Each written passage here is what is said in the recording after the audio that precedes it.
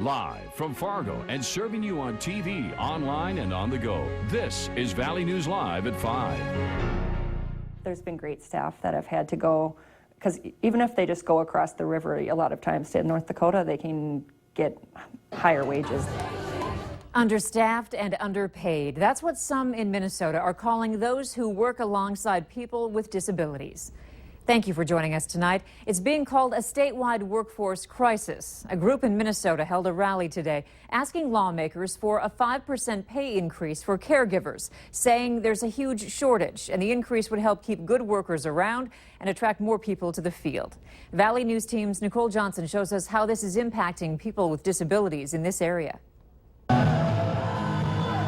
You've probably heard of CCRI before, maybe noticed staff who work with people requiring certain needs. The guys and I are both giving to each other in ways that have changed their lives and mine.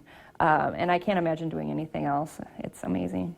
Amber Lobdahl is one of those direct caregivers. It's not even about the money, but unfortunately for a lot of people, it's like you have to make it work. And a lot of staff I've known have left, and the consistency is so important to the guys. Just if you think about someone being there, like when you're taking a bath and whatever, you want it to be somebody you know. The average caregiver in Minnesota makes somewhere around $11 an hour, but across the river they're making a couple dollars more each hour. So if they can't give us funding, then great caregivers like Amber don't have an opportunity to have a pay increase, because that's the nature of the system, unfortunately. Shannon Bach, executive director at CCRI, says they have a tough time finding good people and keeping them around. If people can go to a retail job or go to a fast food job and make the same pay that they can make taking care of people that are vulnerable, it puts a real crimp in our services for us. They have been hoping for an increase from the state for 6 years now, hoping this year will be the year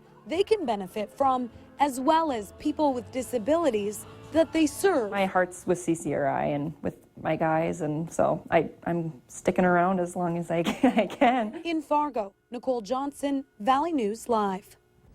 Lawmakers in Minnesota are expected to make a decision about the pay increase in May. If you want to sign the petition saying you support the increase, log on to valleynewslive.com and click on this story. There's new information tonight as 4 people arrested over the weekend remain in jail, accused of selling heroin laced with other drugs that's killing users. Court documents outline how, after an overdose death on Saturday morning, police were able to find an informant who led them to the 4 people staying at the Residence Inn Hotel. Fargo police say this will help in the short term, but they believe the heroin and other substances are coming from suppliers in Mexico. Tonight on Valley News Live at 6, hear from the officer in charge of the Narcotics Division and the Metro Area Street Crimes Unit about what they're doing to combat these growing issues. Officials say they continue to get tips on a crash that killed 2 Moorhead basketball players in June, and the investigation is still very active. Zach and Connor Kowalvog died when their pickup rolled south of Fergus Falls. Authorities are still searching for the semi believed to be involved. These are the enhanced images of the semi. It's described as a dark blue, late 80s to mid-90s Kenworth with an Aerodyne sleeper. Sergeant Jesse Grabo says that every tip is helpful and could lead to some answers. Again, the crash remains under investigation. Tips keep coming in, and we keep following up on each tip as we get them, trying to get that information and process it for our reports and to try to get some answers. So again, the crash still remains under investigation at this point. If you know anything about the truck or its operator, you're asked to contact the Minnesota State Patrol.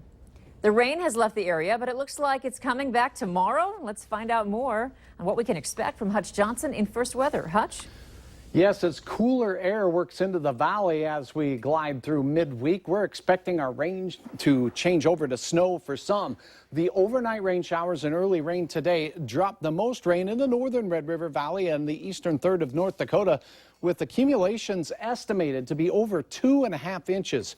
We see most of the rainfall pressing through Duluth, and that band near Duluth will be coming back our way as snow as we go through the next 1 to 2 days. Here's a look at your Fargo area planner, though. We're enjoying some breaks in the clouds, and even though it's windy, temperatures in the 50s through the 7 o'clock hour. After that, we'll dip down into the 40s, and the wind gradually decreases a bit Overnight, we could see some areas of fog, and it does look like some wintry weather is in store for us as we go through the Wednesday and Thursday time frame. Andrea, here is a look at a winter storm warning already hoisted for Beltrami as well as Lake of the Woods counties, where 4 to 7 inches of snow could fall.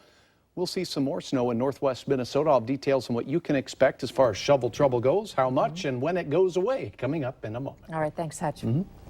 A huge construction project is kicking off in Moorhead this spring. The Minnesota Department of Transportation is reconstructing the interchange at 8th Street and I-94. The project will impact about 80,000 drivers who use that area daily. Valley News Team's Ashley Bishop explains what you can expect. The Minnesota DOT says this project will benefit drivers by basically getting rid of the turn lanes. It's called a diverging diamond, and it is supposed to make traffic more efficient. With this map, you can see that the bridge will still be there with the interstate traffic running under it.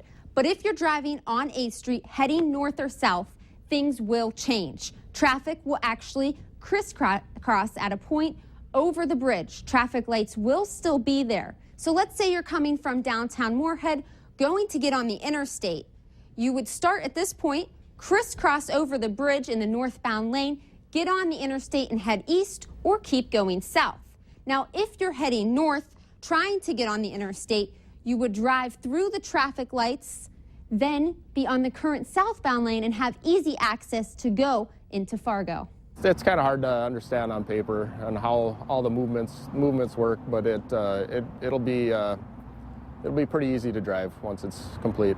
The project will be done in 4 stages, with the second stage closing the bridge completely, having drivers use a detour of 20th Street South. Ashley Bishop, Valley News Live. Coming up tonight on Valley News Live at 6, Ashley tells us more about what impact you'll see as this project begins in the next few weeks. Fargo police are looking for at least 2 people who robbed a man outside the downtown Fargo Fry and Pan restaurant early this morning. It all happened around 2 a.m. when a man was approached by another man asking him to go outside for a cigarette. He did, but when they got there, the suspect and a second man demanded the man's wedding ring. When the man refused to give over his ring, he was hit in the head and left unconscious. When he came to, his wallet was gone, but he still had his wedding ring. He told police he didn't know the person who asked him to go out for a smoke. The city of Dilworth is growing, and the police chief says their department needs to as well. So the Dilworth Police Department is taking the first steps to add a new officer to the ranks. At a city council meeting last night, the chief of police supplied several statistics to be considered. Currently, the department relies on part-time officers to fill open shifts. A new position was supposed to be added in 2009, but was shelved due to local government association shortages. The State Board of Higher Education has chosen a new president for the University of North Dakota. He's Mark Kennedy. Kennedy currently runs the graduate program in political management at George Washington University in D.C.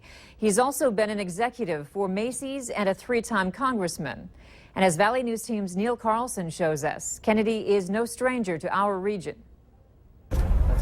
Congratulations. Welcome to UND. Looking forward to joining UND. 7 months after the process began with nearly 50 applicants, UND has a new president. So how'd you hear the news?